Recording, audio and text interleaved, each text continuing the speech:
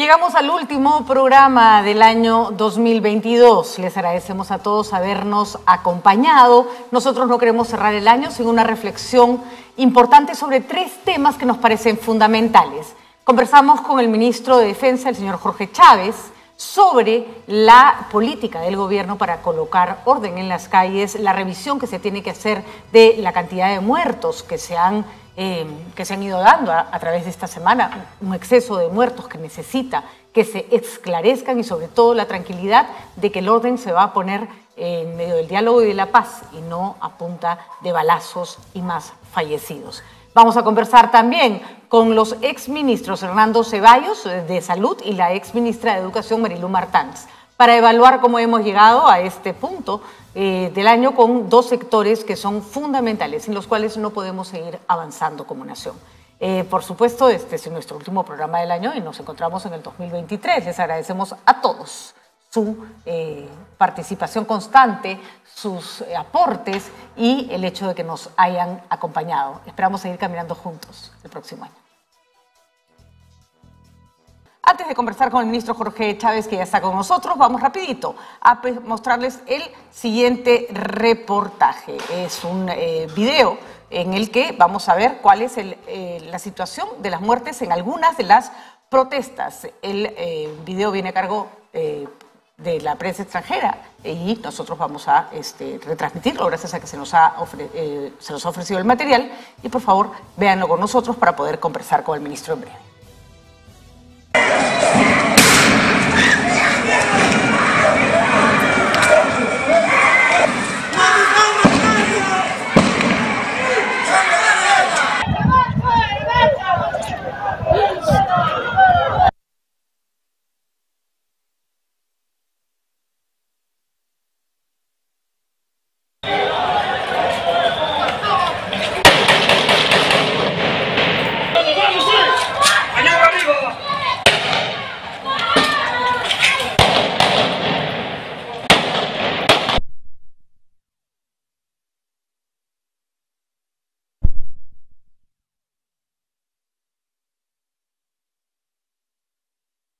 Comunico que he dado las instrucciones para que se recupere pacíficamente el control del orden interno, sin afectar los derechos fundamentales de la ciudadanía.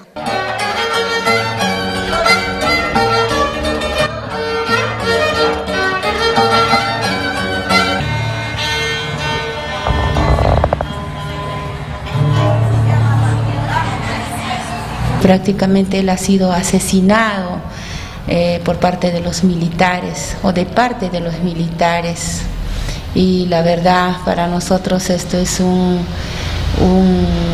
cruel ataque que hicieron contra mi hermano, ¿no? Porque mi hermano nada tenía que ver en estos problemas sociales, era una persona bastante tranquila de su casa.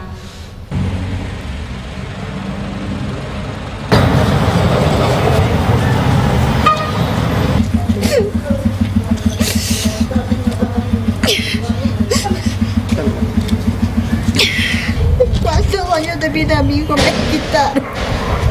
Toda la balacera, toda hasta acá llega, acá no se podía ni salir nada ya. Mi hijo venía ese día de su trabajo. Cuando estaba volviendo de su trabajo, mi hijo, ahí lo mataron. Mi hijo no ha participado en nada. Mi hijo es inocente. Si participaría, no haría esto. Mi hijo es inocentemente, tiene un hijo de 2 años.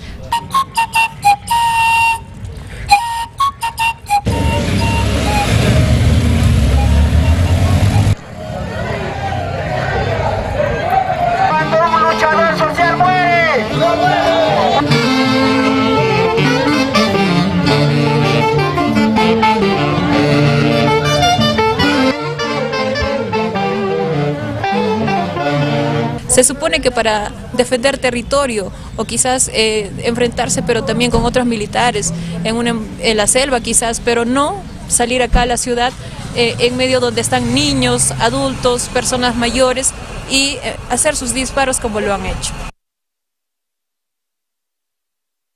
Perdón, disculpa. Muchísimas gracias. Sí.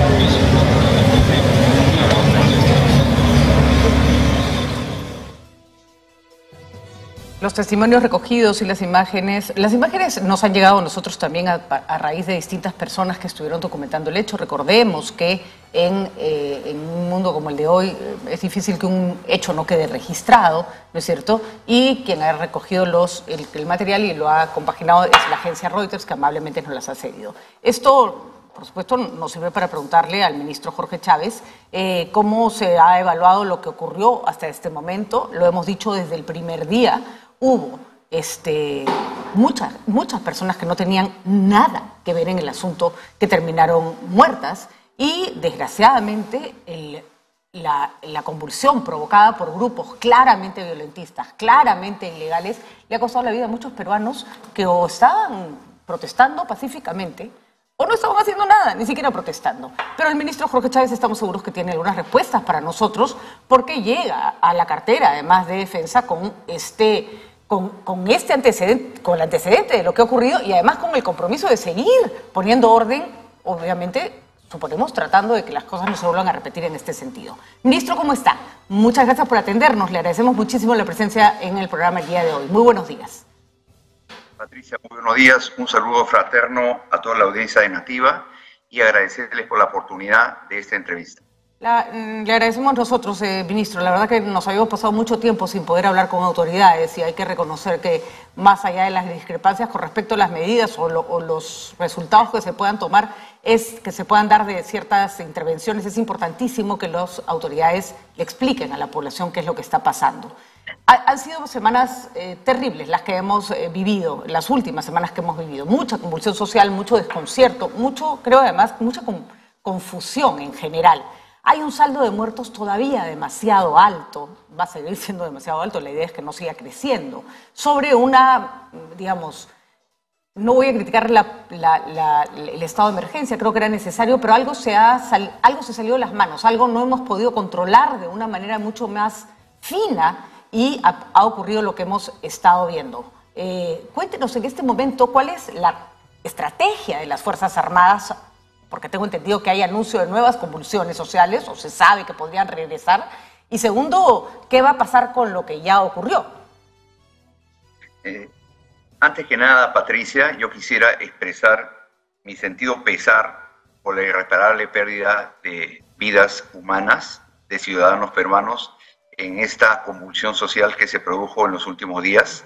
Y tengan la plena seguridad de que nosotros, a través del trabajo que está haciendo el Ministerio Público, titular de la acción legal, así como la Comisión Interamericana de Derechos Humanos, estamos proporcionando toda la información para esclarecer claramente los hechos y poder dilucidar qué acciones se llevaron a cabo, porque recordemos que no solamente ha sido estos lamentables hechos en la ciudad de Ayacucho, sino también se han producido en Arequipa, se han producido en el Cusco, se han producido en varias regiones por acciones, si bien es cierto, en algunas de las Fuerzas Armadas, en otras, específicamente el Ejército, en otras se ha producido en el devenir propio del actuar de la Policía Nacional del Perú. Entonces, esos hechos tienen que ser dilucidados, tienen que ser transparentados.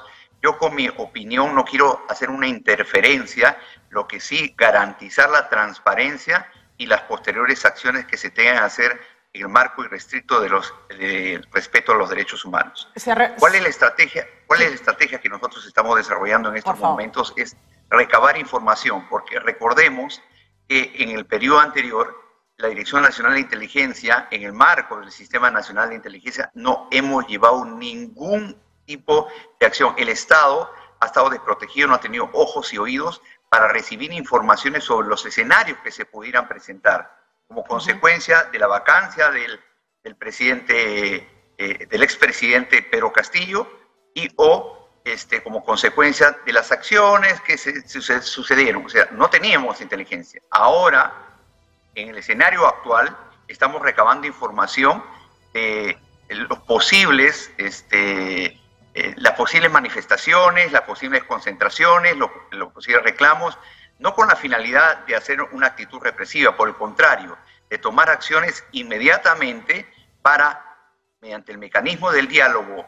mediante el mecanismo de lograr consensos, porque el escenario también que se ha presentado es una serie de demandas insatisfechas. Por lo tanto, creo que por ahí va el sentido de llevar a cabo esta estrategia de conversación por todas las entidades del Estado. Todos los ministros y ministras están saliendo a llevar a cabo este tipo de acción. De acuerdo, ministro. Ahora, hay varios aspectos que me interesaría tocar para luego pasar a temas que también son importantes, como los casos de corrupción que se están enfrentando desde el Ministerio de Defensa. Y es, en el material de Reuters hay un que estábamos pasando, que por supuesto es de dominio público, pero también Reuters, por supuesto, está, suponemos, colaborando con el material que puede haber recabado. Se ve, la persona que habla es la esposa del señor Edgar Prado, un mecánico, conductor en Ayacucho, que nunca salió a protestar, que salió a ayudar a una persona y muere cuando la está auxiliando. Según Reuters, hay ya varios peritos forenses que han dado cuenta que más de un peruano murió en la pose de rodillas, cuando están auxiliando a alguien, cuando no están en manifestaciones de protesta. Los primeros días fue muy duro escuchar cómo se decía que todos eran terroristas. E incluso desde el Estado, lo tengo que decir, ministro, el actual premier no tuvo un discurso en el que separara lo que eran las acciones contra las personas responsables de los actos violentos de otras personas de buena fe, que venga un herido fuera de su casa, salen y le cae un balazo en la cabeza, o le tiran un balazo en la cabeza. ¿No le parece que hay un trabajo más duro que hacer que simplemente decir que el Ministerio Público se ocupe? Y disculpen la extenso de la pregunta, y me refiero a lo siguiente. Lo peligroso es que la pita se corte por el lado más débil, que se vaya preso el chico que estaba en la calle poniendo orden, según sabe Dios qué órdenes, ¿no es cierto?, o qué estrategias, y que no se responsabilice, como ha pasado en otros casos, a quienes ponen a esos muchachos en la calle a enfrentar a una población que puede estar molesta, que puede estar agresiva. ¿Cómo nos garantiza que esta vez, ministro Chávez, las cosas no se queden en el último eslabón de la cadena cuando se trata de buscar responsables? Mire, muchas gracias por la oportunidad y por la pregunta. Yo lo que tengo que decir al respecto es de que lo que estamos llevando a cabo a partir de las acciones que se van a tomar, y quiero poner como ejemplo la recuperación de la planta de gas de Quepachiato, ¿no?, en el sentido siguiente de que ha sido una operación sin ningún tipo de costo social. La prioridad, ¿no?, que estamos llevando nosotros a cabo es garantizar la vida humana.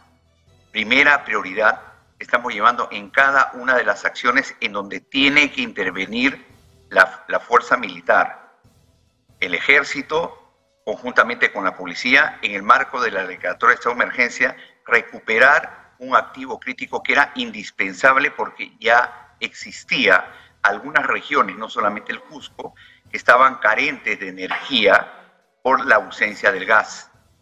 Asimismo, estaba afectando el ciclo económico de los empresarios que se dedican a la movilidad como taxis para poder subsistir y afrontar todos los problemas económicos que se les podía presentar y proporcionar todos los servicios que se tengan que llevar. Entonces, a partir de ahora, lo que estamos delineando, la estrategia correspondiente es llevar a cabo las acciones teniendo la más alta prioridad. Y eso es una garantía de lo que yo les estoy manifestando, de preservar los derechos fundamentales de la persona. Con esto no estoy diciendo que antes no se hacía, ¿no? Estoy diciendo la estrategia que nosotros estamos llevando a cabo en estos momentos. Y el ejemplo con hechos es lo que ha pasado en Quepachiato.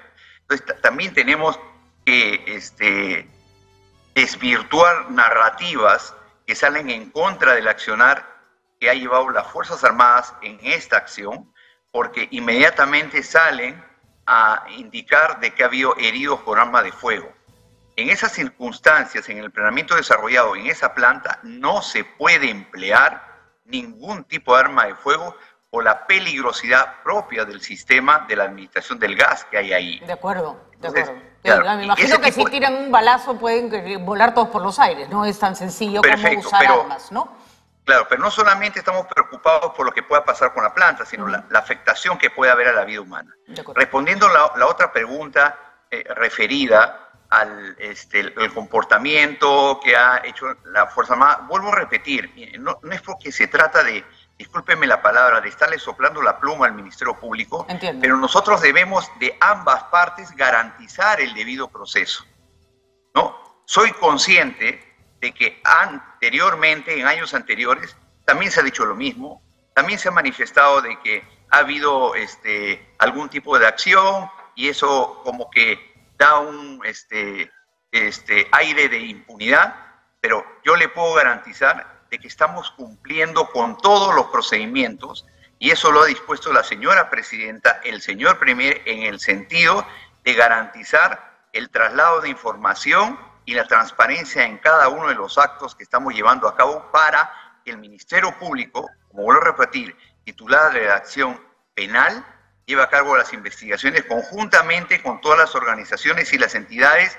para dilucidar los hechos y poder ver qué verdaderamente sucedió para poder llevar a cabo las acciones correspondientes en el marco de la ley.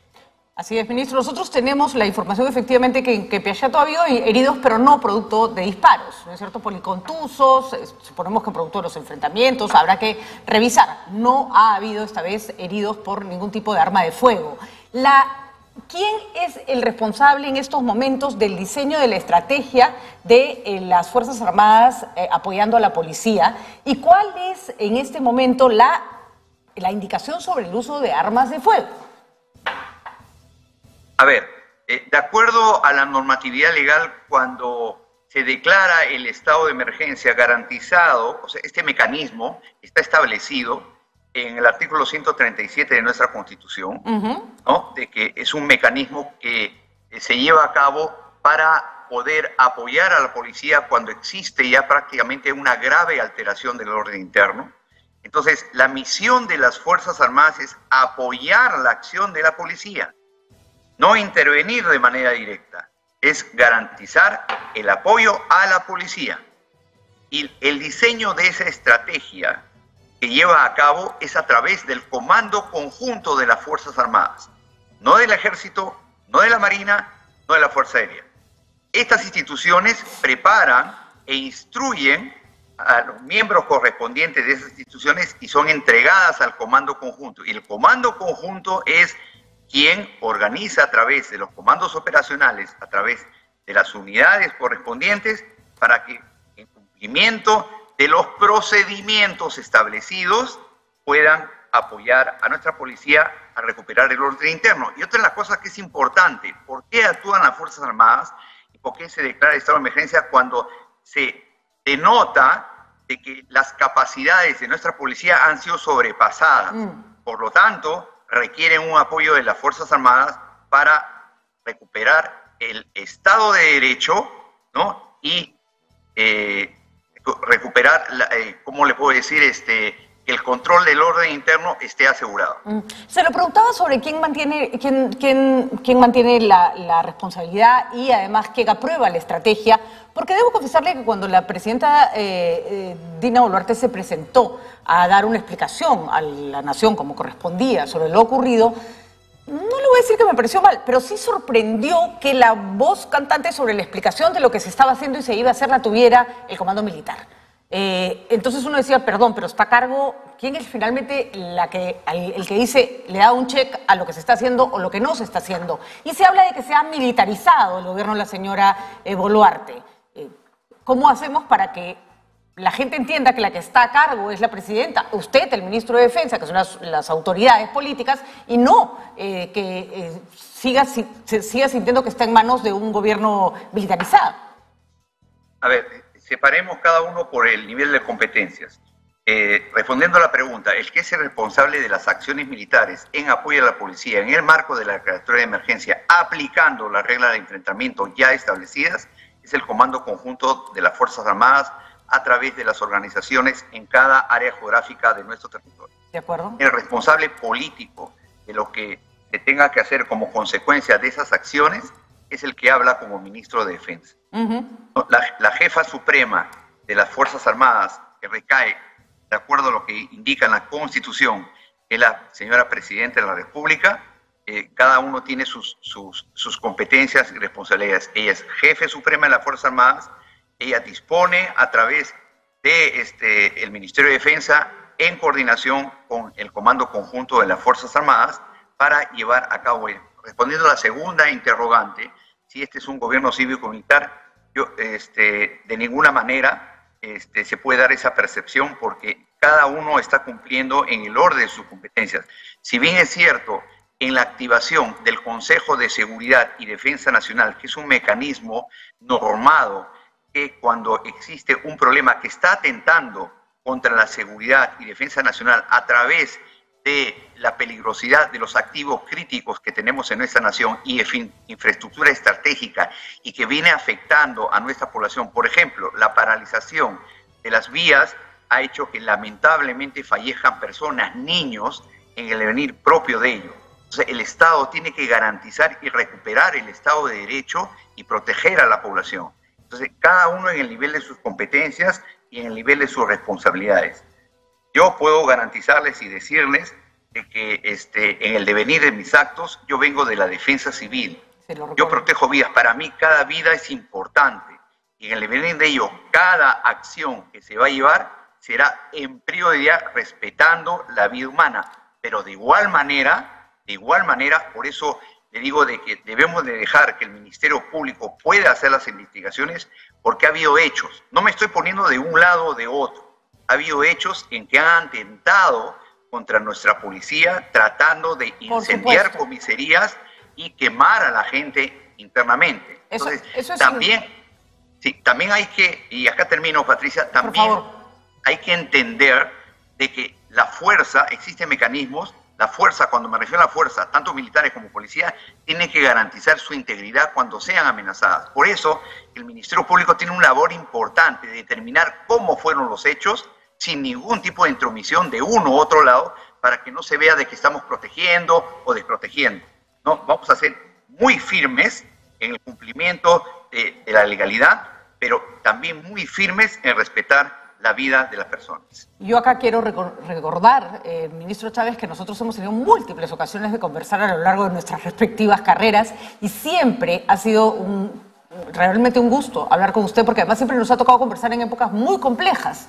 Y yo celebré, debo decirle, como muchísimos peruanos, ver que las Fuerzas Armadas se ponían del lado correcto cuando hubo el golpe de Estado del señor Castillo, y saber que nuestras Fuerzas Armadas no estaban dispuestas a apoyar ningún resquebrajamiento del orden democrático. Además, y esto no es, discúlpeme con la cualidad, una pasada de mano, es reconocer los aciertos y las partes que hay que visibilizar, y también las partes que hay que criticar. En mi vida como periodista he visto mucho más veces a las Fuerzas Armadas colaborando con la población, sobre todo en épocas de desastre, de una manera que probablemente nadie vea o muy poca gente vea, cargándose a la espalda a niños, cruzando ríos, y por eso duele también ver de pronto imágenes donde salen miembros de las Fuerzas Armadas o de la Policía Nacional prácticamente peinando calles en Ayacucho, que esos son parte del material que probablemente tenga el Ministerio Público, que está evaluando. ¿Cuál es el acercamiento, ministro, con las personas que han perdido familiares? O sea, acabamos de ver el caso del mecánico en Ayacucho, y yo le comento la familia de, por ejemplo, un joven, Carlos Guamán Cabrera, que murió en La Libertad también, salía de un restaurante, un chico de 21 años, deja un hijo pequeño, y hemos querido hablar con él y están asustados. Entonces hay una secuela que no solo es población que se ha visto agredida por las fuerzas del orden, ¿no es cierto? Uno está acostumbrado a correr de una banda criminal, no está acostumbrado a correrse de las fuerzas del orden, porque en teoría están ahí para protegernos. ¿Qué trabajo se está haciendo para acercarse a esas familias y decirle, ok, vamos a revisar el caso, no se preocupe, no va a haber represalias contra ustedes? Porque hay un recuerdo de la época de los 80 o 90 en que, digamos, la gente no decía nada por temor a que terminara toda la familia presa. Gracias por la pregunta. Es una temática bien delicada en estas circunstancias en las cuales las autoridades y los sectores competentes tienen que trabajar coordinadamente entre cada uno de ellos. Primero, tengo conocimiento también de que el Ministerio de Justicia, a través de las disposiciones recibidas por la señora Presidenta y el señor Premier, va a hacer un reconocimiento, ¿no? Y ha tomado contacto con los familiares para poder ver sus necesidades en el aspecto pecuniario y para asistirlos en este lamentable suceso que ha hecho. Por parte del Ministerio de Salud se está coordinando para que exista una asistencia psicológica sobre las familias afectadas en ese sentido, y por parte de las Fuerzas Armadas se ha dispuesto por el momento, ¿no?, hacer un repliegue estratégico en el sentido de evitar cualquier tipo de confrontación con ellos, particularmente porque respetamos mucho su dolor. Creo que hay momentos que hay que entender de que la familia desea de repente estar en un espacio de tal manera de que no va a recordar lo lamentablemente sucedido. Posteriormente, yo personalmente voy a dirigirme a conversar con cada una de las personas en las que haya tenido que involucrar este accionar como consecuencia del desarrollo de las investigaciones del Ministerio Público, para poder recuperar, porque es importante para nosotros recuperar la imagen de confianza. Acabas de manifestar que siempre las Fuerzas Armadas han estado del lado de la población, contra el terrorismo, contra los fenómenos naturales, ¿no?, y contra cualquier tipo de acción para proteger y servir a su nación.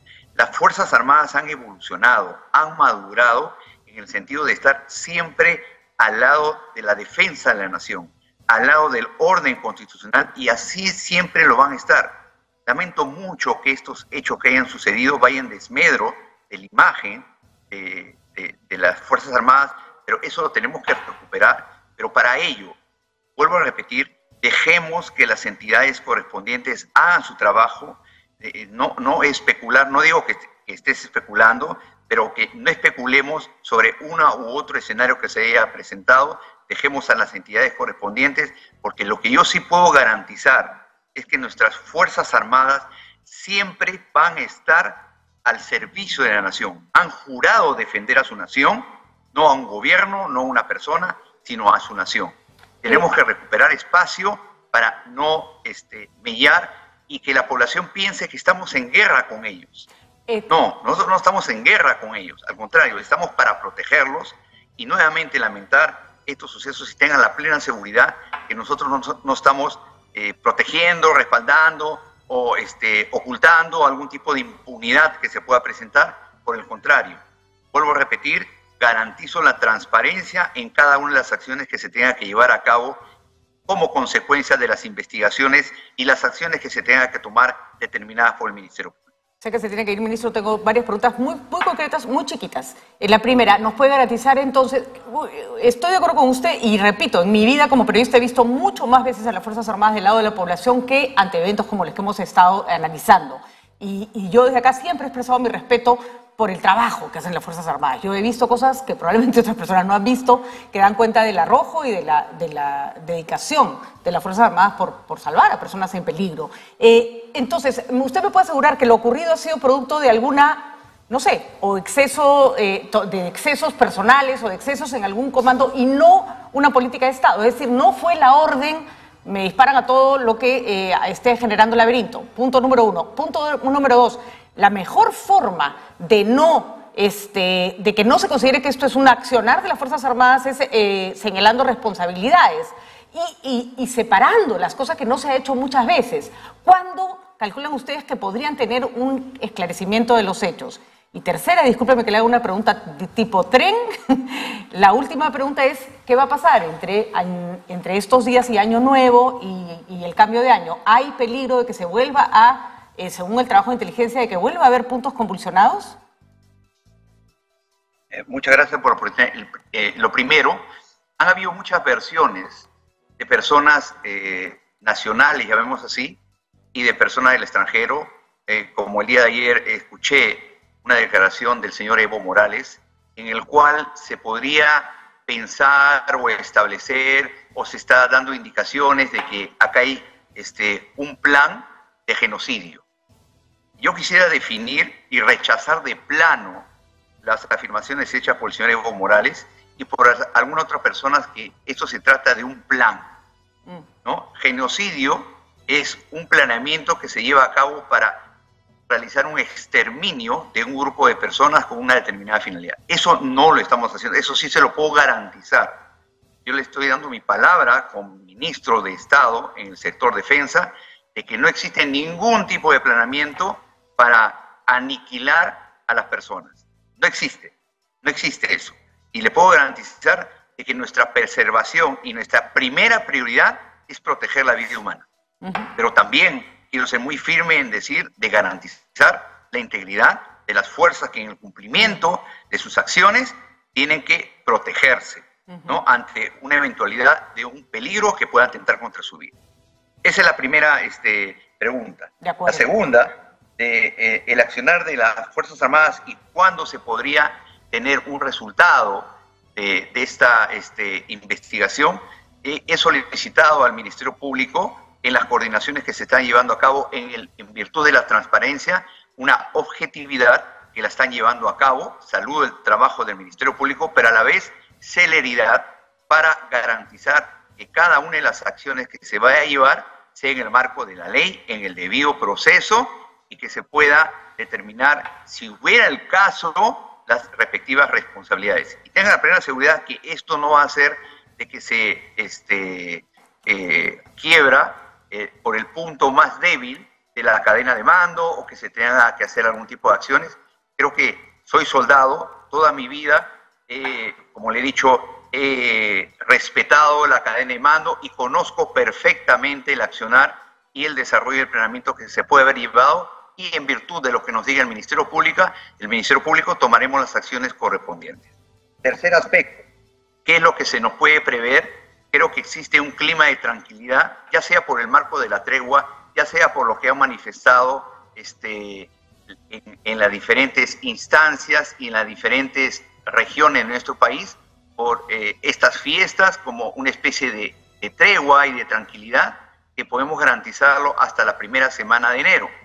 Pero también tenemos informaciones de que existe una alta probabilidad, y es por ello que nosotros estamos trabajando, nos estamos dirigiendo a la zona.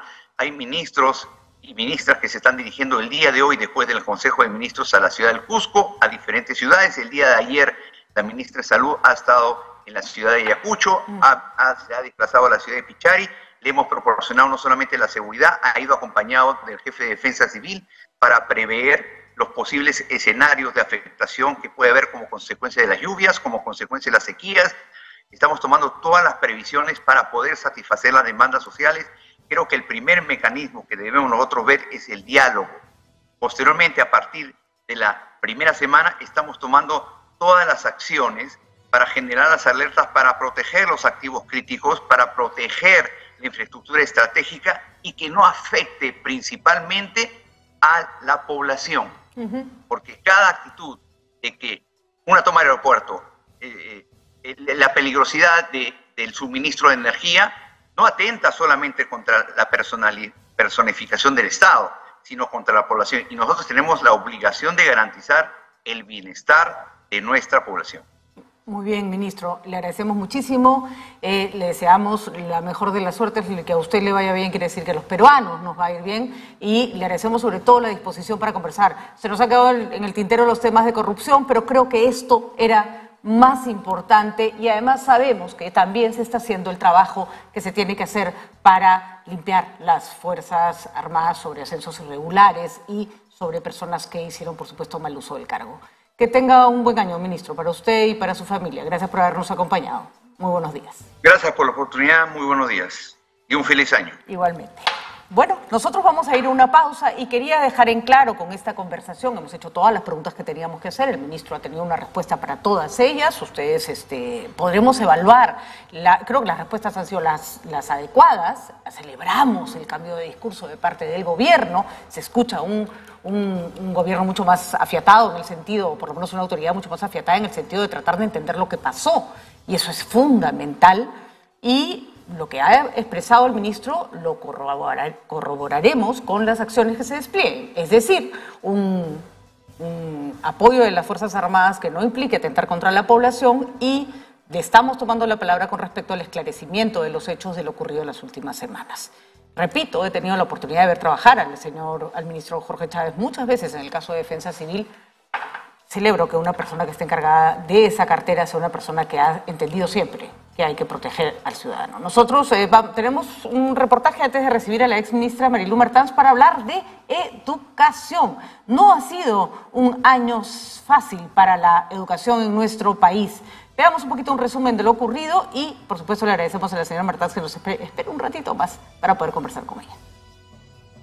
Nosotros nos hemos pronunciado y hemos atacado justamente lo que se señalaba como gran cuestionamiento, de que los miembros podían ser juez y parte. Nosotros hemos dicho, no pueden ser juez y parte, y si lo hacen, incurren en responsabilidad. Nosotros no podríamos ir más allá, ni podemos prejuzgar que una persona, porque es elegida o designada o nominada por una universidad, va a actuar de manera contraria a la ley. La noche del último martes, el Tribunal Constitucional informó que declaraba infundada la demanda contra la Ley 31520, denominada Ley que restablece la autonomía y la institucionalidad de las universidades peruanas. En la práctica, termina siendo todo lo contrario.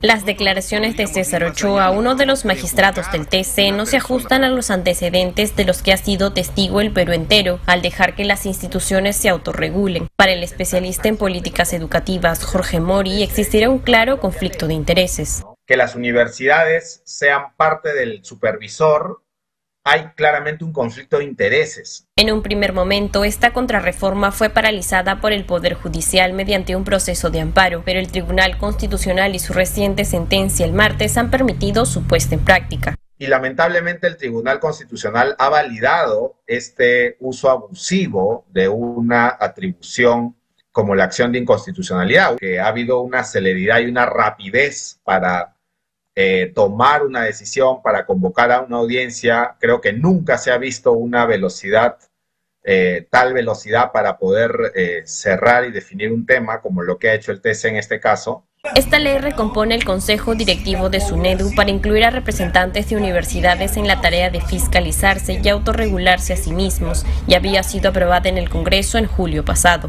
Lo que se está pretendiendo con esta ley es que ya ahora no pasen por un concurso público de mérito, sino que sean representantes de las universidades, que las universidades las elijan a dedo. Las universidades hoy van a tener voz y voto cuando se les supervise y fiscalice. 2 meses después, en septiembre, 33 congresistas de bancadas como Perú Libre, Fuerza Popular, Renovación Popular, Avanza País, entre otros, recurrieron al TC para presentar una demanda de inconstitucionalidad contra la norma que ellos mismos promovieron y aprobaron. El especialista Jorge Mori explica cuál fue la intención de estos congresistas. Y obviamente con argumentos sumamente débiles, porque su objetivo era perder esa acción de inconstitucionalidad, porque de esa forma ellos iban a interpretar que el tribunal estaba reconociendo la constitucionalidad de la norma. Finalmente sucedió. El TC, la misma institución que dio pie al inicio de la reforma universitaria en el Perú en 2010, y su sentencia donde señala que el Estado debía crear una superintendencia altamente especializada, objetivamente imparcial y supervisada eficientemente por el Estado para velar por la calidad de las universidades peruanas, le dio una grave estocada a la reforma universitaria. ¿Es posible salvarla? Angie Vivas, Nativa, nos conecta. Antes de que empiecen a saltar los que defienden este cambio, ningún ente regulador, ninguno tiene en su directorio a personas representantes de los, de justamente del gremio o el sector que está siendo supervisado. Ni el energético, ni la Superintendencia de Banca y Seguros, ni Indecopi, ni ninguno, porque es una contradicción absoluta. No puedes tener al gato de despensero, básicamente. La ex ministra de Educación, Marylú Martans, está con nosotros. La señora Martans fue una de las tantas ministras de Educación que defendió la reforma educativa y que apoyó, junto con ministros de otros gobiernos, otras líneas políticas, el hecho de que teníamos que avanzar en materia de calidad educativa. No, de todos los peruanos que nos vemos frustrados con estas medidas, no me puedo imaginar a más frustración que de los que tanto les costó avanzar y ven que el día de hoy se retrocede. Marylú, ¿cómo está? Gracias por acompañarnos. Muy buenos días. Hola, Pati. No, a ti, muchas gracias por la oportunidad de compartir un poco el daño que nos puede estar haciendo todos estos retrocesos que estamos teniendo en lo avanzado, no a la velocidad que hubiéramos querido todos, pero sí en lo avanzado ha habido retrocesos. Y definitivamente esta contrarreforma que ya viene presentándose con fuerza, ¿no? en los últimos años, nos afecta y nos afecta mucho. Yo quisiera, Pati, añadir a lo que tú has dicho un poquito, como yo lo entiendo, ¿no? Como a mí me gusta entenderlo, es como que yo vaya a pedir una junta de médicos, ¿no? Que me digan si el proceso que han hecho, el proceso de salud que han hecho con mi hijo es el adecuado. Y el consejo de médicos me diga, mira, ¿sabes qué? Un ratito, vamos a ver, los que hicieron el proceso de curación de tu hijo y que además resultó malo fueron estos médicos. Vamos a decir a ellos que vengan acá y digan si fue correcto o no correcto lo que hicieron. Entonces, ¿cómo podemos decir cómo podemos hacer realmente objetivo un proceso, una evaluación, un licenciamiento, si los que han hecho bien o mal son parte de los que van a decir qué hacer? Ese es uno de las de los grandes golpes que le están dando a los avances que hemos tenido, Patricia, en los últimos años, que desde la creación de la ley universitaria, que una de las cosas que se avanzó en esta ley universitaria es la creación de una superintendencia que vele por la calidad de la educación superior de nuestros jóvenes, nuestros estudiantes, y que además no solo vele por la calidad, sino que fiscalice que se hace lo que se tiene que hacer y que licencie a las universidades o a los programas de educación superior que cumplieran condiciones básicas.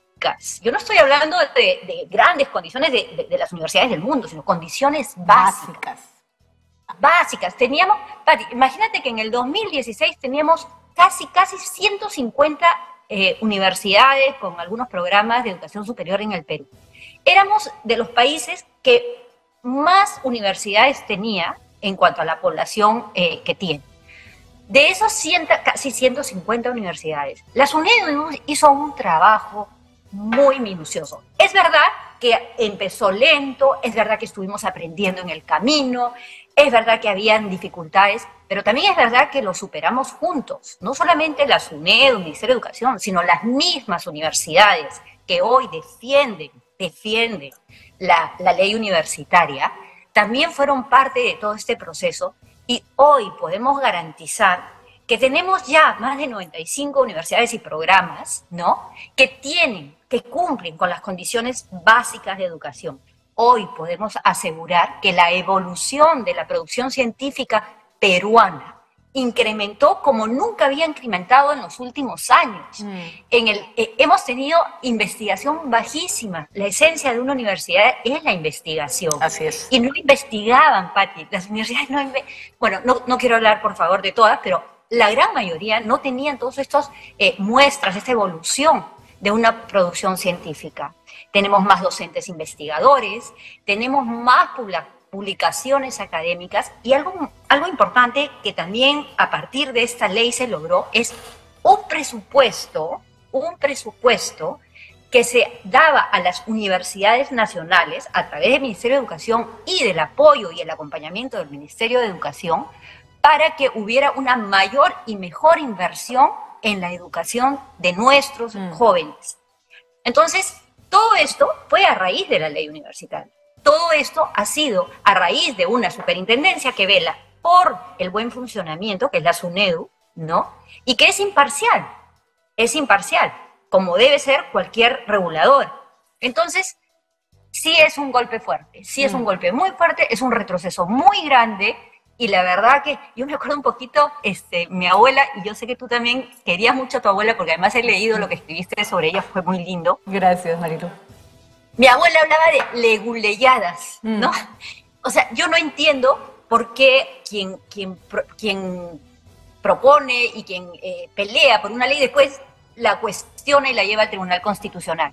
O sea, no hay que ser de verdad muy conocedor de eso para darse cuenta que aquí había una muy mala intención, y esa definitivamente ha terminado en la declaración infundada del Tribunal Constitucional. Realmente es como desolador el panorama, porque además pareciéramos no entender que, por ejemplo, acabamos de tener que padecer todos los peruanos una clase política que entró al gobierno, y yo no voy a decir que todas las personas que fueron designadas en puestos, probablemente sin reunir los requisitos, eran corruptas. No, eso me parece una generalización que hay que separar. pero claramente vimos una falta de experiencia y una falta de formación en personas, no estoy hablando del presidente de la República, expresidente de la República, que tenían doctorados, maestrías, 2 maestrías, que claramente tú decías, por Dios, que han aprendido. Puede que uno no tenga formación, que no tenga experiencia política, pero hay ciertas cosas que simplemente doctores que hablan, médicos que hablan de cosas absolutamente inaceptables, que uno ve que no hay ningún rigor en la formación. No, una mala educación no es un tema de oferta y demanda. Es un tema que le pasa una factura enorme a un país, enorme. Porque esas personas el día de mañana construyen puentes, dirigen una nación, administran una empresa, ponen una clínica. Ni siquiera es solo sector público, ¿no? Así es, Pati. Y yo quiero también recordar a la población, recordarle a los jóvenes que finalmente son los afectados, porque las universidades son casas de formación en su mayoría de jóvenes, que hacen muchos esfuerzos las familias para poder llevarlos, porque para pagar y para que los chicos se mantengan, digamos, con una rigurosidad en el estudio. Yo quiero recordar, por ejemplo, esa universidad que era una fachada de cartón. Yo quiero recordar, por ejemplo, esa cantidad de títulos que se empezaron a dar a los estudiantes sin tener los requisitos mínimos de logros de aprendizaje. Yo quiero recordar universidades como las que encontrábamos Universidad Harvard, encontrábamos una Universidad Harvard en la selva, encontrábamos tantas cosas, Pati, que la SUNEDU hizo un trabajo muy loable. Es verdad, se puede mejorar, todo se puede mejorar, sí, claro, pero que realmente se hizo un gran trabajo, se hizo. Teníamos universidades, Pati, con programas de estudio de 30 años de antigüedad. O sea, teníamos doctores formándose con 30 años de lo que se estudiaba hace 30 años. Entonces hubo una actualización de todos los programas de estudio. Hubo una exigencia de condiciones básicas de infraestructura. Teníamos estudiantes que estudiaban tal vez en espacios que eran hasta peligrosos para su salud. No tenían laboratorios. Entonces, eso es una cosa. Y la otra es, se asignó un presupuesto para poder mejorar la investigación, los docentes, la preparación de los docentes. Entonces, todo eso hoy se pierde. Se pierde. Todo eso hoy se pierde, se retrocede a un modelo ANR, ¿no? Donde encontramos estas 150 universidades con fachadas de cartón, con universidades con 30 años de antigüedad de sus programas, con universidades que enseñaban medicina sin tener laboratorios de medicina. Estamos retrocediendo a eso, y estamos retrocediendo a que quienes dirigían esas universidades sean quienes tomen la decisión de qué es lo que se va a hacer y qué es lo que van a estudiar nuestros jóvenes y cómo va a ser el futuro profesional universitario de nuestro país. Una tristeza, porque además ni siquiera se protege a la persona que está, como bien decías, Marilú, haciendo una inversión y que merece, así como cuando uno paga, por ejemplo, por una banda ancha para que la línea de internet tenga, no sé, tanta velocidad. ¿Qué cosa hacen los organismos reguladores? Exigirle que por lo menos haya un mínimo de esa velocidad, si es que no se puede alcanzar el máximo, que te están ofreciendo. Bueno, ese tipo de cosas tan sencillas que nosotros sí reclamamos cuando se trata del internet, no reclamamos cuando se trata de la educación. Increíble. Marilú, preocupa especialmente la educación escolar. 2 años fuera del colegio ha sido un exceso por donde se le mire y claramente, para quienes tenemos hijos en el colegio todavía, por más esfuerzo que hagan los chicos, han regresado a las aulas desnivelados, unos a los que la educación virtual no les generó mayor problema, otros que han perdido habilidades fundamentales de lectoescritura, comprensión, ya ni digamos datos, porque yo siempre digo, los datos finalmente están en internet. Habilidades, ¿no es cierto? Razonamiento matemático, capacidad de análisis, comprensión lectora. ¿Cómo se recupera? Y además, una cosa que desespera es que han vuelto al colegio y cada 2 segundos declaran feriados, se suspenden clases por cualquier cosa, como que no hubiera una conciencia que hay un tiempo que recuperar. ¿Ves alguna iniciativa en ese sentido donde también se ha retrocedido, aunque hay que decirlo por otras razones, ¿no? A ver, sí, Pati, es un poco complicada la situación y definitivamente la pandemia, que fueron 2 años de pandemia, horrible, en el 2020 y en el 2021 nos encontró con brechas, ¿no? Nos encontró con grandes brechas en educación, en género, en tecnología, en salud, en fin. Pero lo que sí es importante, y los números son importantes, Pati, porque si bien los podemos encontrar en Internet, los números son importantes porque son objetivos, no son emociones, no son pareceres, son objetivos. Así es. Y lo que tenemos que enmarcarnos es que 2 años de pandemia, 2020 y 2021, fuimos el país que primero cerró sus escuelas y estamos siendo uno de los últimos que aún no las abre todas. Porque en el 2022, Pati, muchísimas escuelas no abrieron. Y no abrieron porque no tenían la infraestructura apropiada, porque no habían pagado servicios básicos de luz, agua, o porque simplemente los profesores no llegaban. Entonces, yo a eso le sumo casi 3 años, sí, claro. Casi 3, un año más, ¿no? Porque yo estoy segura que el Ministerio de Educación no puede decir 100% de nuestros estudiantes han regresado a las aulas. No es así. Y te lo digo porque tengo la triste oportunidad de escuchar a madres y padres de familia que me llaman y me dicen: Marilú, mis hijos no regresan al colegio porque el colegio no está listo. Marilú, mis hijos van al colegio pero no hay profesores. Marilú, yo no quiero que vayan mis hijos al colegio porque mi hija está con su menstruación y no hay baños para que esta niña pueda, niñita pueda atender su higiene personal. Entonces, hay una fuerte crisis y una brecha más amplia en estos temas, pero además, Pati, sí me gustaría enmarcarme y ojalá que la nueva gestión pueda esclarecer, en educación pueda esclarecer eso, porque tú sabes que este año se presentó un informe de la UNESCO, ¿no? en la que daban cuenta del avance que habían tenido los países en cuanto a los compromisos para los objetivos de desarrollo sostenible, ¿no? Que garantizan que en el 2030 nosotros vamos a tener una educación de calidad, de equidad para toda la vida, para todos nuestros estudiantes. ¿Ok? Presentan el informe y la lamentable sorpresa. El Perú es uno de los 3 países de Latinoamérica cuyos planes educativos no tienen metas. No tenemos metas. Entonces, si no tenemos metas, ¿en qué estamos trabajando? ¿En apagar incendios? Eso es lo que hacemos, apagar incendios. Pero no hay una meta, no hay un objetivo, no hay una planificación estratégica hacia algo que queremos llegar, que es esa educación de calidad para todos.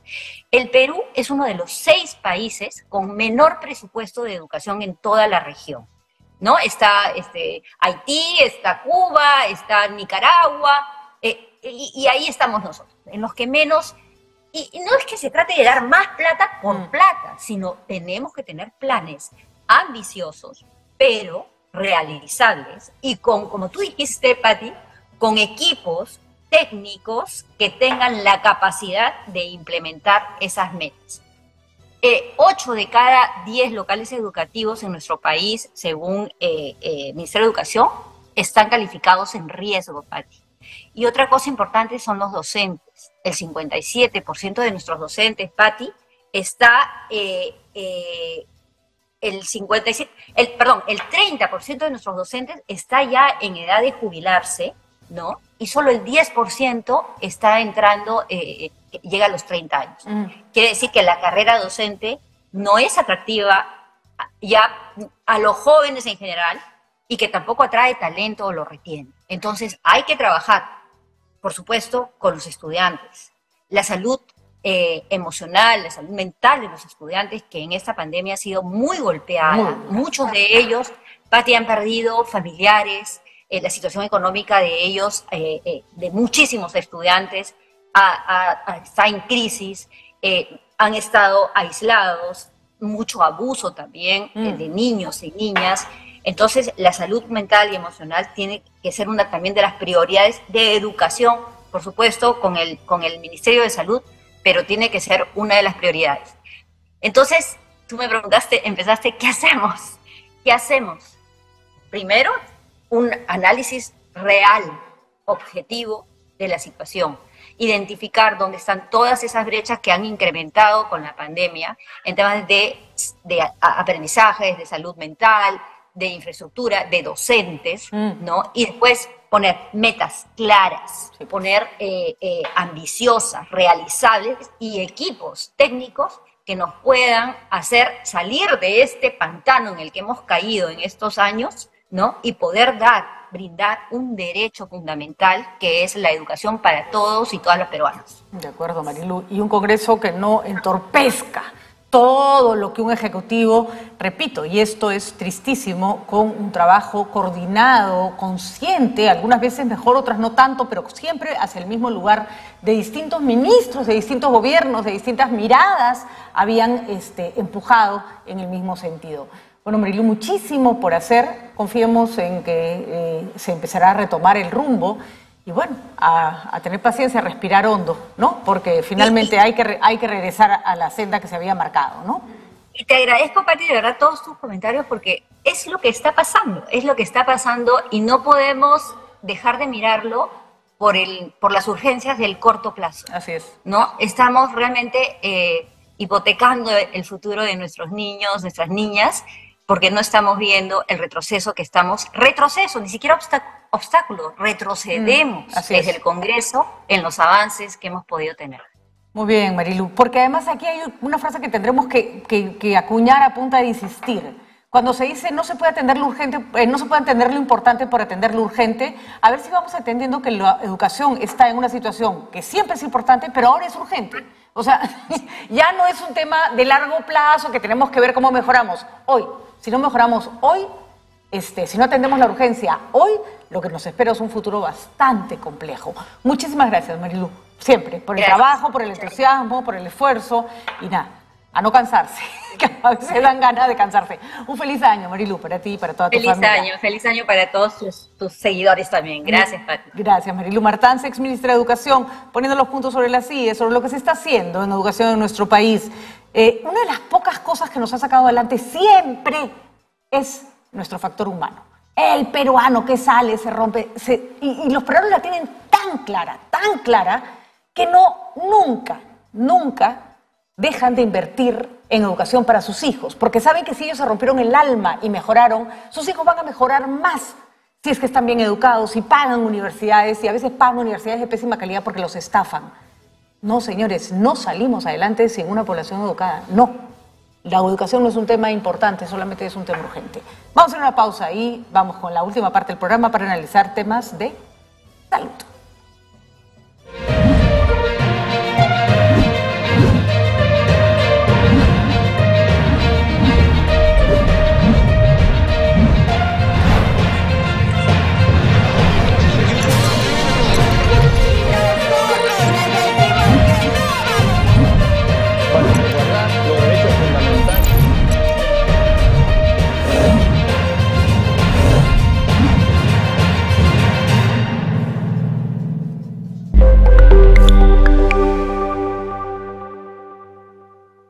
Hola, Chino. Hola, ma. ¿Vinieron a poner el internet? Justo estoy probando. ¿Funciona bien? Sigue fallando como siempre. Y decían que era fibra. Ahí está el módem, una caja, un cable extra. Ah, y la dejaron a ella. ¡Ay, no! ¡Ya nos metieron la RAM! Rápido, cámbiate a Win. El internet hogar 100% fibra óptica que nació para hacer las cosas diferente. Tenemos el mayor puntaje de velocidad del Perú y no lo decimos nosotros, lo dicen los expertos. Cámbiate a Win, el internet de los winners.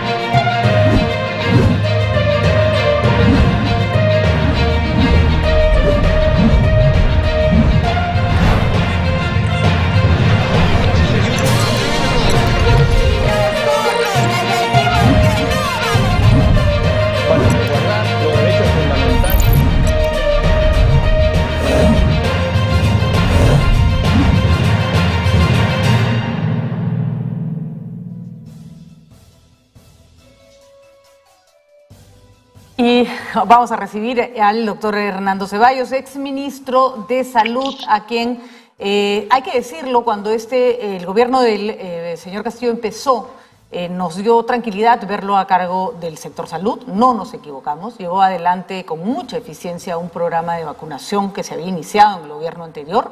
Fue uno de los pocos ministros que le dio continuidad a las políticas anteriores. Desgraciadamente lo vimos partir sin mayores explicaciones y después lo hemos extrañado tanto, porque lo único que ocurrió de ahí en adelante fue un paso para atrás, para más atrás y para recontra atrás. China hoy día enfrenta una ola fuerte de contagio del COVID, producto de que se han vacunado con una vacuna que no tiene, que más o menos tiene un nivel de eficacia del más del 60 y tantos %, no es tan alto, y también de una política de COVID-0 que los mantuvo a todos confinados. Entonces, ni siquiera es una población que ha ido soportando la evolución de distintas variantes. Y claro, encima son muchísimos los chinos, entonces no hay que explicar que es un país con más o menos una de las poblaciones más grandes, no, con la población más grande del mundo, con lo cual el virus tiene donde pasearse. Eso podría significar nuevas olas para el resto del planeta y nosotros no hemos logrado alcanzar niveles de vacunación óptimos en el caso de la COVID y además ha habido también problemas serios de salud en la prestación de otros servicios que tampoco están funcionando como debe ser. Así que no es bueno el panorama con el que llegamos a fin de año, pero le vamos a preguntar al doctor Ceballos cuál es la posibilidad de remontarlo y cómo están las cosas el día de hoy. Doctor Ceballos, ¿cómo está? Gracias por acompañarnos. Muy buenos días, Patricia. Siempre un gusto poder conversar con usted. A sus órdenes. Bueno, como dije al comienzo, lo habíamos extrañado tanto en los últimos momentos del gobierno del señor Castillo, que creo que dejaron mucho que desear con respecto, no en todos los casos, pero a la designación de sus ministros. ¿En qué punto estamos y cuán riesgosa es nuestra posición con respecto a una posible, que se comenta, pero no sabemos si va a ocurrir, un recontagio del COVID producto de lo que está pasando en China? Bueno, efectivamente estamos en una posición bastante vulnerable, no solamente el COVID en general frente a toda la realidad sanitaria que tenemos en el país. En relación con el COVID hemos vivido las primeras semanas del mes de diciembre un repunte de casos, se han cuadruplicado, se han quintuplicado los casos en el país. Afortunadamente, en las últimas 2 semanas hay un descenso sostenido de la cantidad de casos de COVID, como está pasando en distintas partes del mundo, ¿no? Pero tenemos una pandemia que todavía existe, digamos, es una realidad en nuestro país.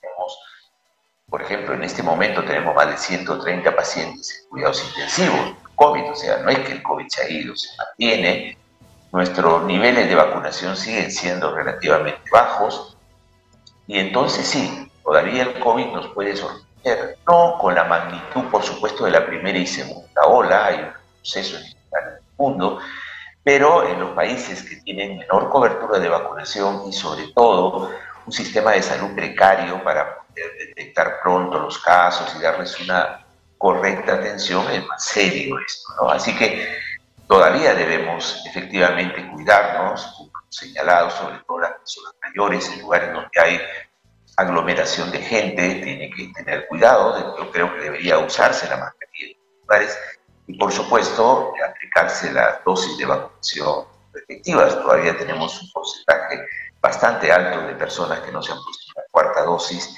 y eso los hace mucho más vulnerables. Viendo los pacientes que tenemos internados y intensivos, un porcentaje alto son pacientes que no han completado de manera correcta la vacunación.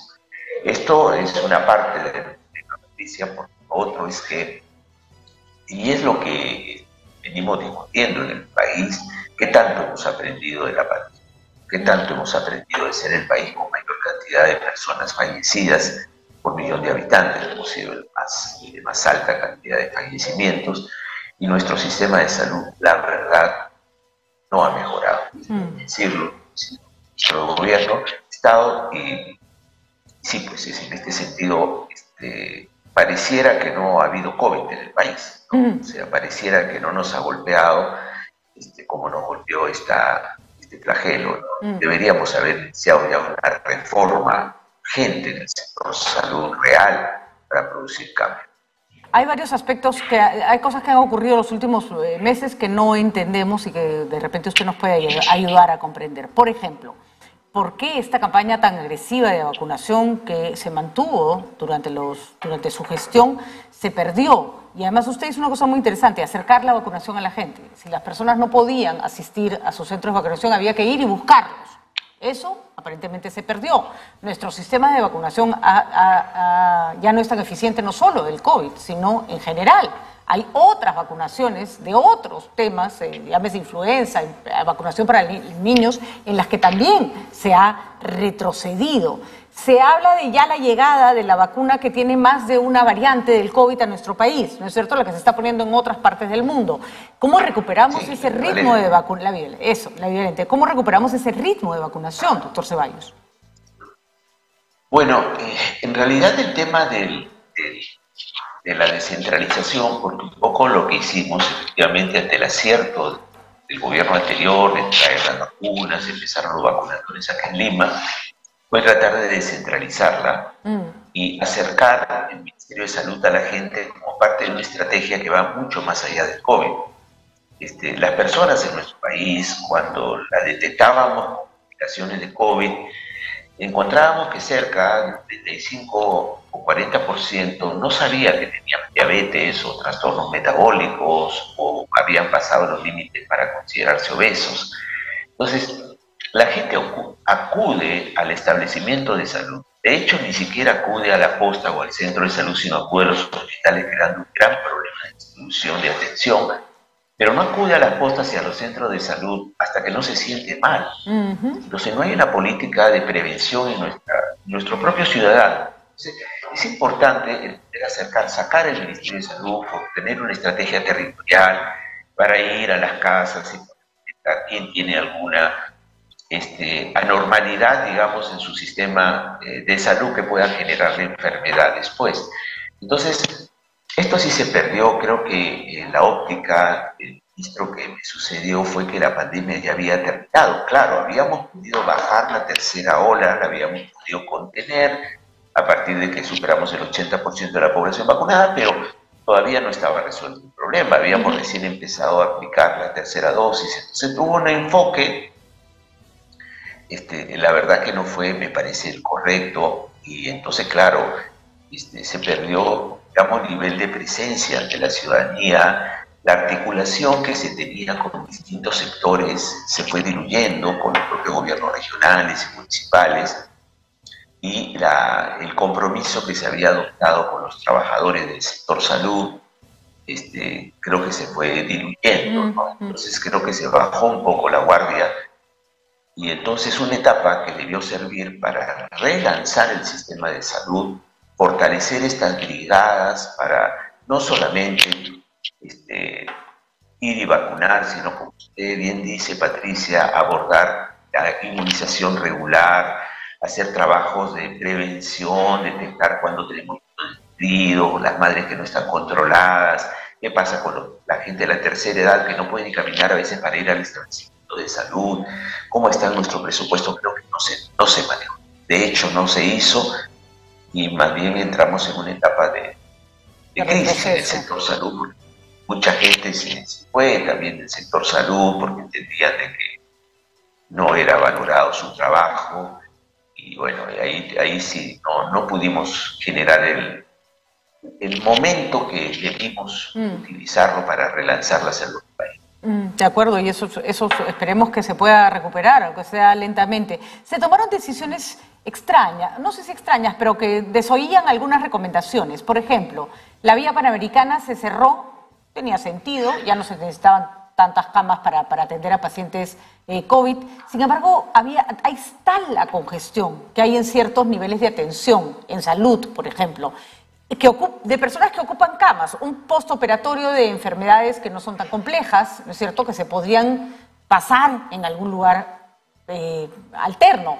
Niños que tienen que ser internados por X problemas, pero que no necesitan altísimos y complejos instrumentos de salud. Es decir, usted lo acaba de señalar, los hospitales están absolutamente abarrotados de personas que no necesitan llegar a un hospital. ¿Se debió aprovechar esa infraestructura, ese esfuerzo que se había hecho por implementar la Vía Panamericana para atender otras necesidades? ¿Por qué no somos capaces de ver ese tipo de cosas? Porque la verdad nunca se tomó la decisión política de que el sector salud sea un sector privilegiado dentro de las acciones de gobierno. Es increíble. Nosotros en salud tipificamos, digamos, los diferentes niveles de atención de acuerdo a la complejidad, a la capacidad de resolución que tenemos, ¿no? Un primer nivel, segundo, tercer nivel de atención. Entendemos que el primer nivel de atención, que tiene que ver con una estrategia de atención primaria de salud, es clave. Es decir, cómo nosotros, digamos, logramos que el primer contacto que tenga el Ministerio de Salud con el ciudadano sea de la mejor calidad. Así es. Para eso necesitamos que el ciudadano sienta que cuando va a una posta, a un centro de salud, se le va a resolver.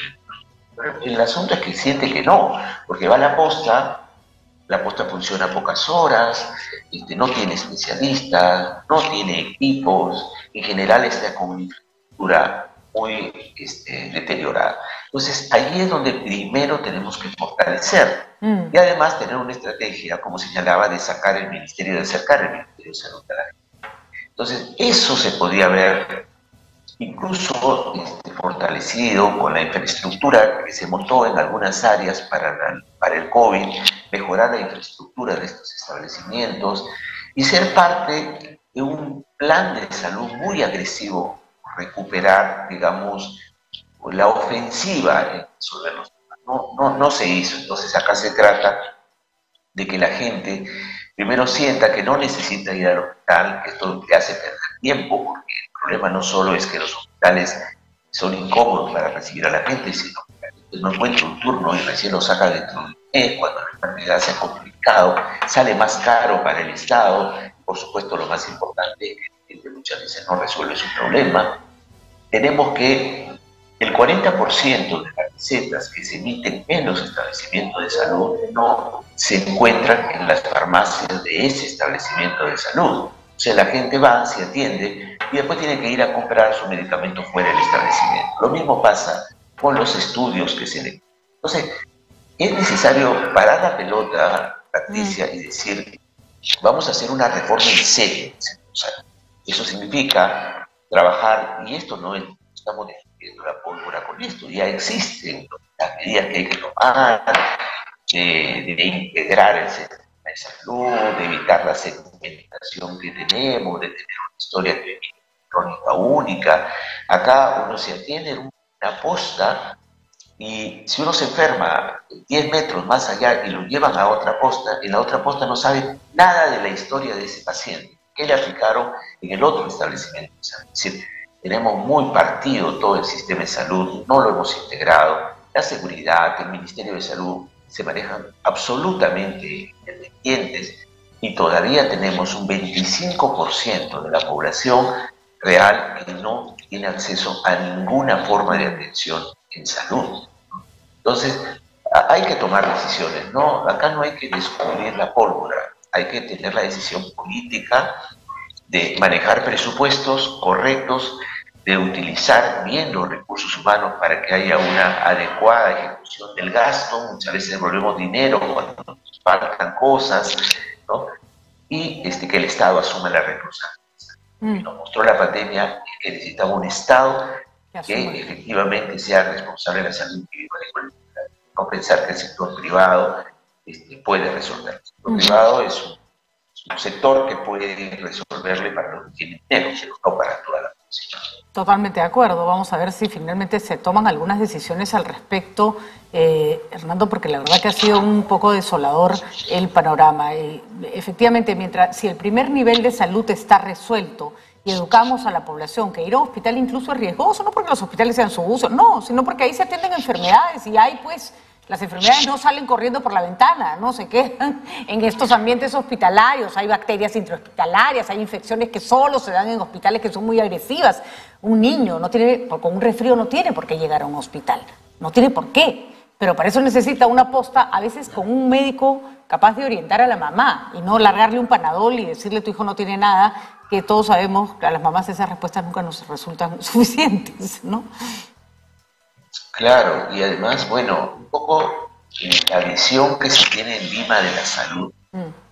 Bueno, en Lima tenemos una gran cantidad de población, de tener que ir a los hospitales abarrotados, pero en regiones, Patricia, el drama es realmente es desolador. Yo he recorrido las regiones y de verdad es una sensación de impotencia tremenda. La gente necesita atención y en la región no hay atención, no hay especialistas, no hay equipos y no hay posibilidades de irse a otro lugar. La gente sabe que se va a morir, que su niño se va a morir. Se mueren niños que nacen con problemas de cualquier tipo y no pueden ser transferidos a la capital. Hay que resolver un avión para llevarlo. Tenemos incubadoras de transporte en muchos lugares y vemos morir a gente que es parte de la miseria de la infancia de este país. No debería ser así. No deberíamos y podemos cambiar. Podemos, claro que sí. La vida no puede valer tampoco si es que uno no hace en determinadas zonas del país. Y eso que está hablando usted, doctor Ceballos, de los que mueren porque nacieron con enfermedades complejas. También pueden morir de una infección al riñón, también pueden morir de una infección urinaria, de cosas que en otros lugares del Perú se resuelven en días, en horas. Pero claro, cuando no tienes un médico, no tienes un antibiótico, no tienes lo que necesitas, se convierte en una enfermedad mortal. Doctor Ceballos, que tenga un buen año y los mejores deseos para el sector de salud. Es increíble cómo la salud no es todavía prioridad en los planes de gobierno, como si la pandemia no nos hubiera demostrado que sin un sistema fuerte de salud no se puede construir un país, ¿no? Sí, son décadas de olvido, porque nosotros tenemos gente muy capaz en el sector salud, hay expertos en analizar la situación, pero necesitamos audacia y decisión. Necesitamos que los expertos también se paren fuerte con los cambios que necesitamos. Basta saber, hacer. Esto es lo que no hacemos en el país. Muy bien, muchísimas gracias. Gracias, Patricia, muy amable. No, imagínese, le agradecemos muchísimo a usted el habernos acompañado, que tenga un buen año para usted, para su familia y, por supuesto, nos unimos todos en un deseo de un mejor año para nuestro país. Muy buenos días. Gracias, buenos días. Nosotros vamos a ir a una brevísima pausa. Ya estaba con nosotros Facundo Choque esperando para los deportes.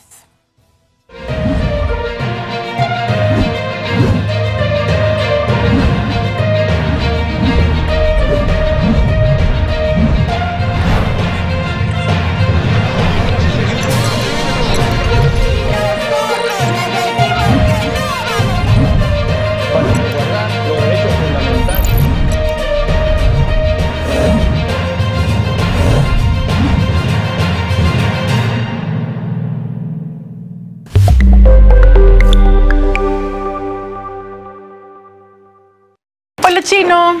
Hola, ma. ¿Vinieron a poner el internet? Justo estoy probando. ¿Funciona bien? Sigue fallando como siempre. Y decían que era fibra. Ahí está el módem, una caja, un cable extra. Y la dejaron a ella. ¡Ay, no! ¡Ya nos metieron la RAM! Rápido, cámbiate a Win. El internet hogar 100% fibra óptica que nació para hacer las cosas diferente. Tenemos el mayor puntaje de velocidad del Perú. Y no lo decimos nosotros, lo dicen los expertos. Cámbiate a Win, el internet de los winners.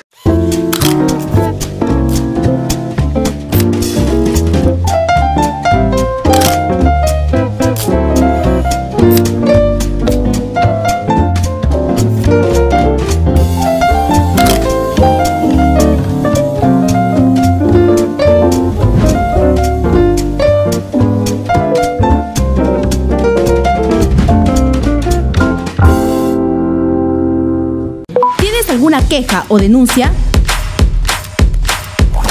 Infórmanos acerca del hecho. Nuestro equipo se pondrá en contacto a la brevedad. Escríbenos a nuestro número de WhatsApp 978-358-743.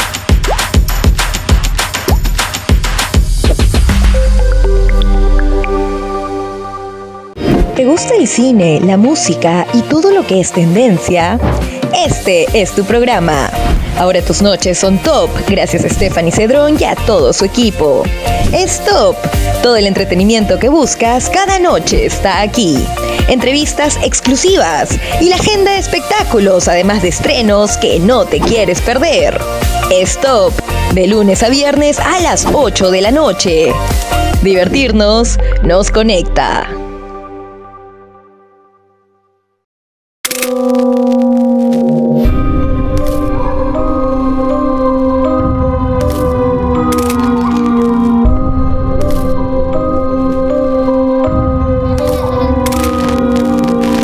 Lo paranormal nos conecta.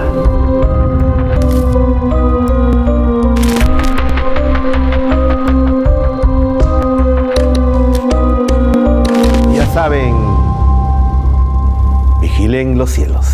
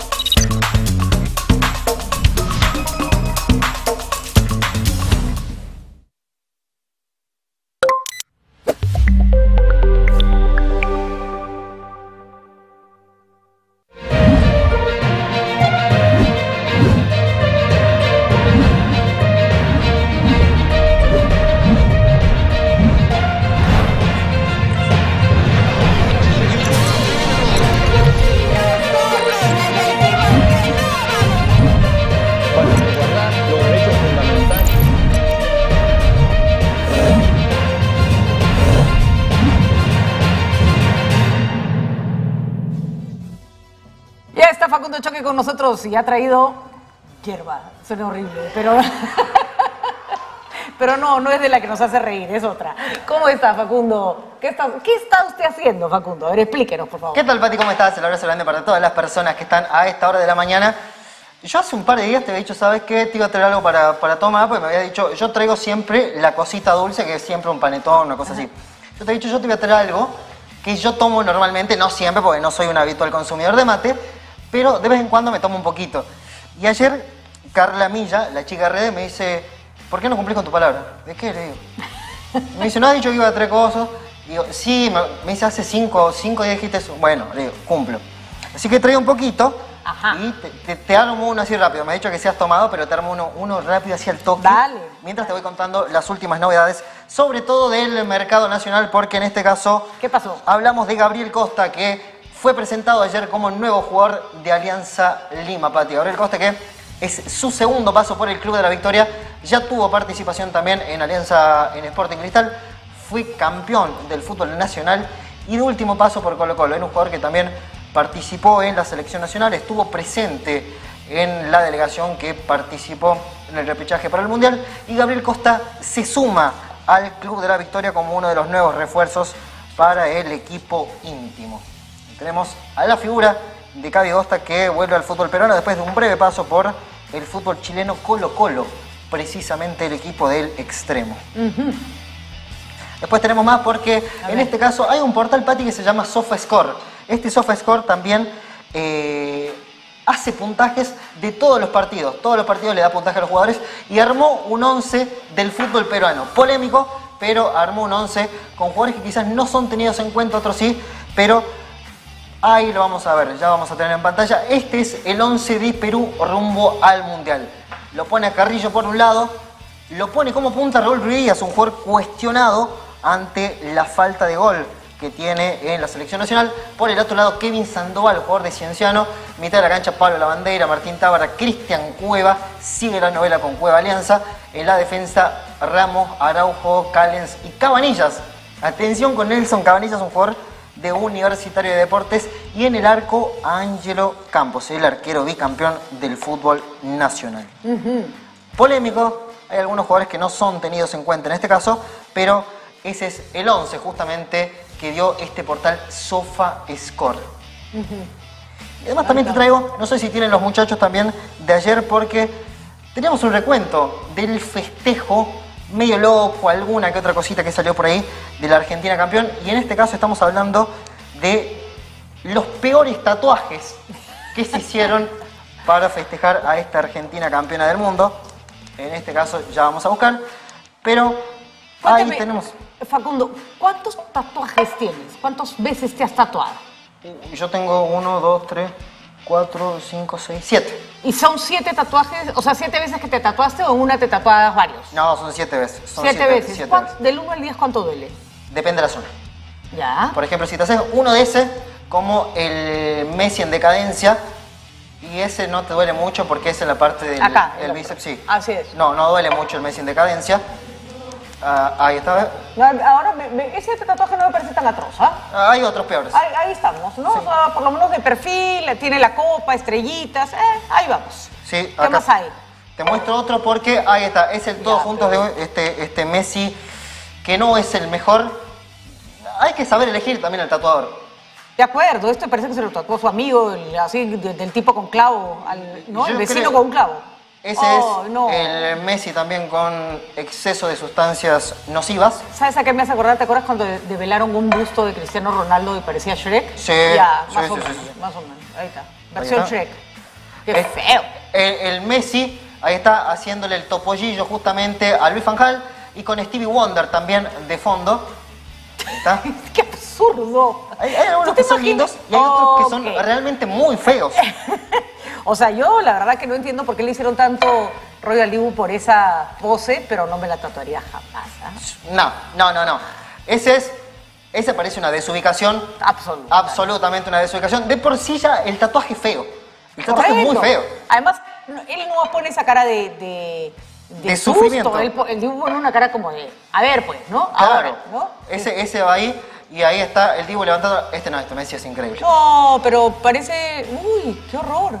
Parece Messi después de Chernobyl. Sí, y te lo paso para que pruebes. Mira, acá ya lo acabo de armar en un minutito, mientras te voy mostrando este otro. Ahí está, lo ponen en pantalla al Messi.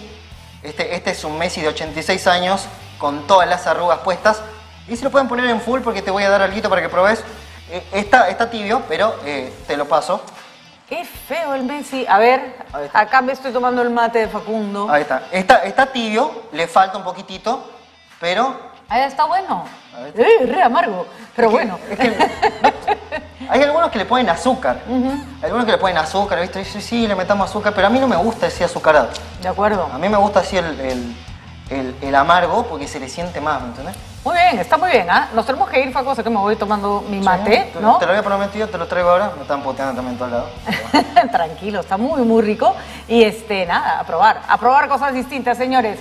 Bueno, eso ha sido todo por hoy, eso ha sido todo por este año. Nosotros esperamos que nos sigan acompañando en el 2023, estamos seguros que así será. Les deseamos un año maravilloso para ustedes, para su familia y por supuesto uno para nuestro país. Que nadie nos quite las ganas de vivir, ni por supuesto que no sean nuestros políticos. Agradezco a Nativa por la oportunidad de acompañarlos a ustedes todas las mañanas y por supuesto a mis productores, a Enzo, a Rómulo, a Paola Ugaz, a Raúl Tola, que también trabaja que forma parte de este equipo maravilloso de trabajo.